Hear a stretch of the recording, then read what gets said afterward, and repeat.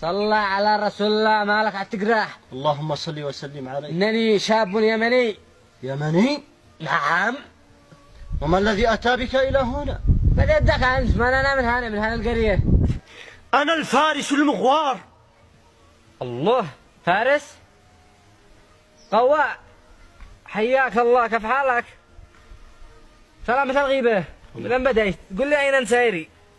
أنا ذاهب إلى مكة المكرمة. سايري تحج ولا إيش تفعل؟ لا، أنا ذاهب إلى سادات قريش. سادة من؟ قريش. معك جواز بتاع، قول لي معك جواز. ما هذا الجواز؟ ماشي داري ما هو الجواز. يا حاج أين أنت راقد؟ تقول لي في أي كاف؟ هذا الجواز ما يدخل أي دولة إلا بجواز. وما هي الدولة؟ كيف مع الدولة؟ أصير السعودية.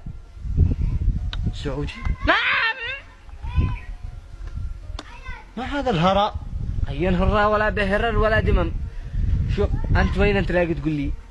شوف ذا قد احنا مقسمين دول، ما ادخل اي دولة الا بجواز وتأشيرة وكل حاجة، قصدك من دخل من خرج خراج.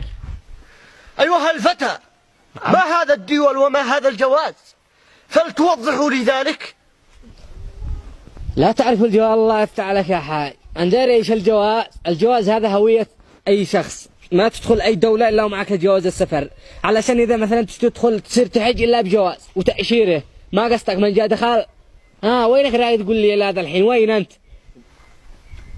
هذا يدل أن العرب قد تفرقوا. طلي ارحب يا جنازة، قد تفرقوا قدهم طعفري مثل البتزة.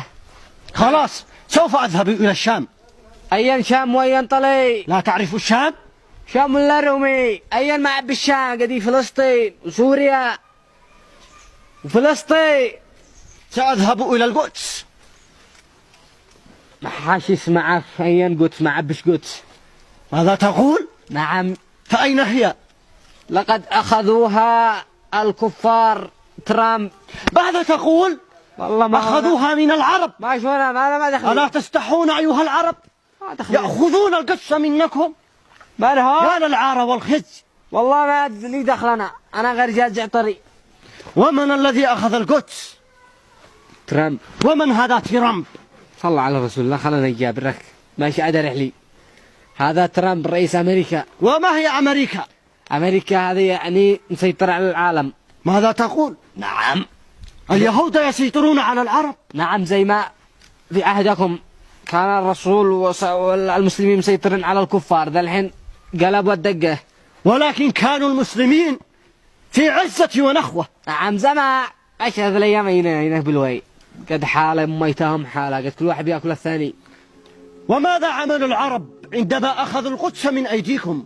والله ما عملوا ولا حاجة، يقردوا لهم في تويتر ويعلقوا في فيسبوك وينزلوا منشورات وهاشتاجات وبس. هذا. وما هذا التويتر والفيسبوك؟ عادي تشتي شرح لتويتر هي زلزل الله يحفظك. لا زلنا نديرها غدوة. جنب فلتحدثني كثيرا كيف حال العرب. نبدأ ذاك والله أقول لك يا صاحب اسمع، أين قديقة غاكل ماري. فلتتكلم ما بك صامت. قديقة غاغا يابا، غاغا ومفرغة. نبدأ منين؟ من فلسطين ولا منين تشته؟ فلتبدأ لنا من مكة. مكة. ما حال مكة وما الذي يقودها؟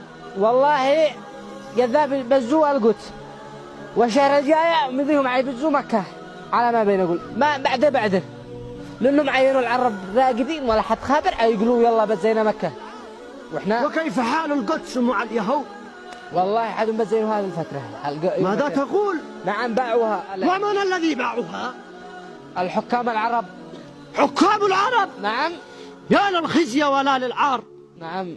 ماذا لو يعلم محمد أن العرب وأن دين الإسلام ينتهك من بين أيديهم وهم يقولون لا شأن لي لا شأن لي. هذا هو التفرق بنفسه، وهذا هو ما يريدونه اليهود منكم. كلام والله. ولكن أنتم لماذا لا تنطلقوا؟ أين؟ إلى القدس لتحرروها من اليهود. لا اسمعك إسرائيل. ماذا تقول؟ أتخاف من يهودي؟ نعم. اليهودي يخاف من المسلم ب1000 درجة. وماذا لو علم محمد؟ ماذا سيقول؟ وماذا ستقول؟ ما عم نقول له، ايش عم نقول له؟ انا عندي سر عني. عندي ما عم نقول له. ماذا؟ ندري والله ما بدي لك ايش عم نقول له؟ انا عن سير، انا عن خبي وجيه انا منه. وما حال الإسلام؟ يقتلون في كل مكان وفي كل زمان. ولماذا هكذا حال الإسلام؟ هل نشرتم الإسلام أنتم أيها العرب؟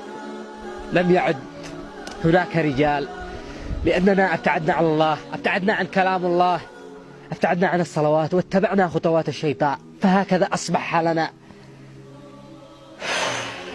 كم سأشرح لك من حال الأمة؟ إن حال الأمة في حالة لا يرثى لها.